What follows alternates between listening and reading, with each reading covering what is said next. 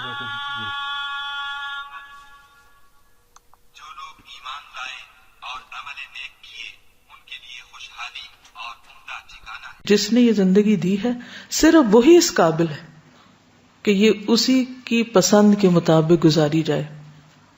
اس کی پسند و ناپسند ہم قرآن مجید میں پڑھ لیتے ہیں اور پڑھتے رہتے ہیں، لیکن جاننا ایک بات ہوتی ہے اور اس کے بعد اسے اپنی زندگی کا حصہ بنانا ایک دوسرا مرحلہ ہوتا ہے. لہذا بہت ضروری ہے کہ ہم جینے کے طریقے بھی سیکھیں اور مرنے کے بھی. جس کو جینا نہ آیا اس کی موت کیسی ہوگی؟ جس کا آغاز ہی اچھا نہیں اس کا انجام کیا اچھا ہوگا؟ انسان کو اللہ نے پیدا کیا ہے، لہٰذا اس کی زندگی کا مقصد بھی اللہ تعالیٰ ہی بتا سکتا ہے. وہی زیادہ حقدار ہے کہ وہ انسان کو بتائے کہ اسے زندگی کیسے بسر کرنا ہے. جب انسان اللہ تعالیٰ کو پہچان جاتا ہے تو اللہ کی ذات اس کی زندگی کا مرکز اور محور بن جاتی ہے. وہ ایک ایسا انسان بن جاتا ہے جس کا جینا اور مرنا اللہ کے احکامات کے مطابق ہو جاتا ہے. اللہ کے لیے مرنے اور جینے کا مطلب یہ ہے کہ انسان کے تمام معاملات میں اللہ کا رنگ نظر آئے. وہ بولتا ہے تو اسے احساس ہوتا ہے کہ اللہ اس کی آواز سن رہا ہے. وہ چلتا ہے تو اس کی چال اللہ کی پسند کے مطابق ہوتی ہے. وہ لوگوں سے معاملہ کرتا ہے تو اسے یہ ڈر رہتا ہے کہ اگر میں نے ظلم کیا یا زیادتی کی تو اللہ مجھ سے ناراض نہ ہو جائے. اس کا لینا دینا جینا مرنا سب کچھ اسی کے لیے ہو جاتا ہے. اس بات پر غور کریں تو پتہ چلتا ہے کہ انسان کی زندگی اللہ کی مرضی کے مطابق اسی وقت ہوتی ہے جب اس کی خواہشات، جذبات، دلچسپیاں، تعلقات، محبت اور نفرت اللہ کے تابع ہو جاتی ہے، اور یہی چیز دنیا اور آخرت میں کامیابی کا ذریعہ بنتی ہے. اگر کوئی شخص اس طریقہ زندگی کو چھوڑ کر زندگی بسر کرنا چاہتا ہے، اپنی خواہشات پر مبنی اور اپنی ہی پسند کی زندگی بسر کرنا چاہتا ہے جو اللہ سبحانہ و تعالیٰ کی پسند سے ٹکراتی ہو، تو وہ اللہ سبحانہ و تعالیٰ کے ہاں قبول نہیں. اللہ کا دین بھی قرآن اور سنت صرف سجانے کے لیے نہیں ہے، ڈیکوریٹ کرنے کے لیے نہیں، صرف تقدس کے لیے نہیں، صرف عقیدت کے لیے نہیں ہے کہ ہمارے دل میں ان کی عقیدت ہو کہ ہم ان کو خوبصورت انداز میں لکھ کر صرف ایک دیوار پہ لگا دیں اور ہمیں نہ پتا ہو کہ یہ کہہ کیا رہا ہے.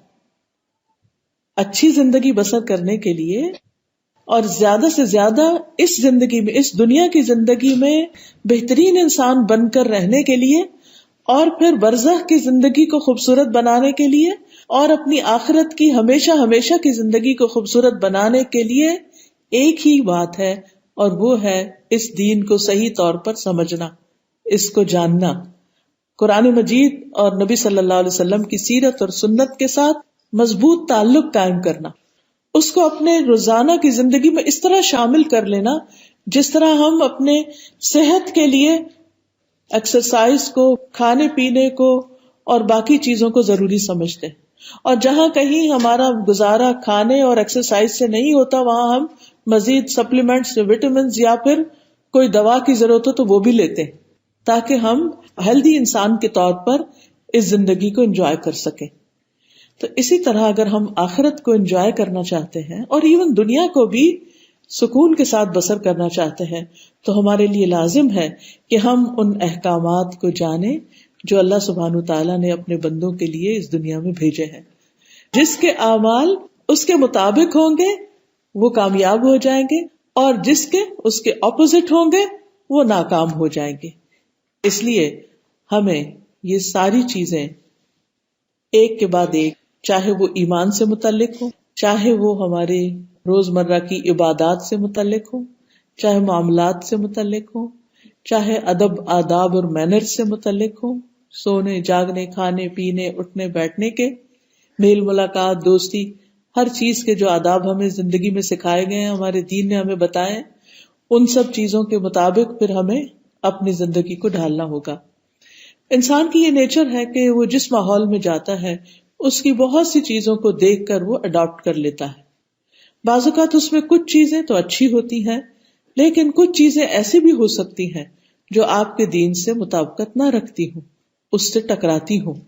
لہٰذا اگر انسان کے پاس روشنی ہوگی، یہ روشن دین ہوگا جس کو نبی صلی اللہ علیہ وسلم فرمایا نا کہ میں تمہارے پاس روشن دین چھوڑ کر جا رہا ہوں، تو اگر وہ روشنی ہوگی تو انسان کو پہچان ہو جائے گی کہ یہ چیز میرے لیے ٹھیک ہے اور یہ چیز میرے لیے درست نہیں. بالکل ایسے ہی جیسے ہر انسان کو کچھ چیزیں کھانے پینے میں فائدہ دیتی ہیں لیکن کچھ چیزوں سے اس کو الرجی ہوتی ہے یا کچھ چیزیں اس کو سوٹ نہیں کرتی یا کچھ چیزیں کھانے کے بعد وہ کمفرٹیبل نہیں رہتا, اس کا سسٹم اس کو ایکسپٹ نہیں کرتا, تو اس کو پھر کیا کرنا پڑتا ہے, ان چیزوں کو چھوڑنا پڑتا ہے.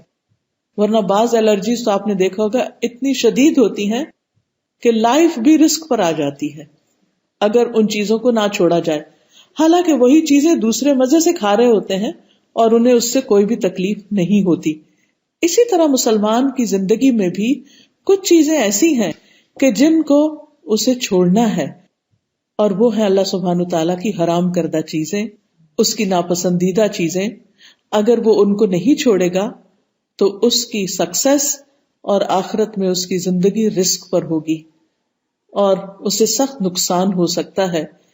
قرآن مجید میں اللہ تعالیٰ فرماتے ہیں قد افلح من تزکا وذکر اسم ربہ فصلی, یقیناً فلاح پا گیا جس نے تزکیہ کر لیا اور اپنے رب کا نام ذکر کیا پھر نماز پڑھی. اللہ تعالیٰ سے دعا ہے کہ وہ ہمیں اپنی پسند کے مطابق زندگی بسر کرنے کی توفیق عطا فرمائے, پاکیزگی کا راستہ عطا کرے, اپنے ذکر اور بہترین طریقے کی نماز کی ادائیگی کی توفیق عطا فرمائے.